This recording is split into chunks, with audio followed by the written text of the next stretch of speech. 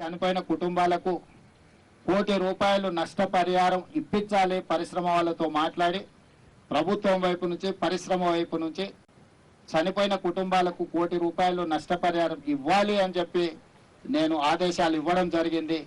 ఆదేశాల ప్రకారం మా మంత్రులు పరిశ్రమ యజమానులతో మాట్లాడి ప్రభుత్వం వైపు నుంచి సహకారం తీసుకొని వాళ్ళకి నష్టపరిహారం అందించడం జరుగుతుంది.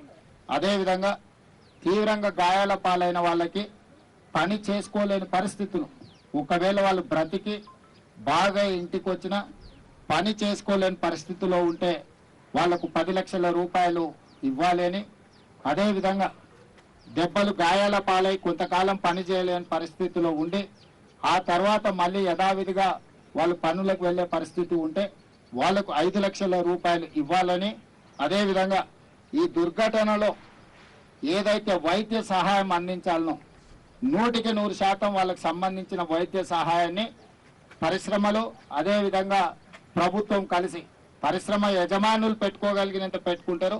వాళ్ళకి ఎలాంటి ఇబ్బంది లేకుండా ప్రభుత్వం కూడా వైద్య సహాయాన్ని 100% అందించాలని మా మంత్రులకు నేను ఆదేశాలు ఇవ్వడం జరిగింది.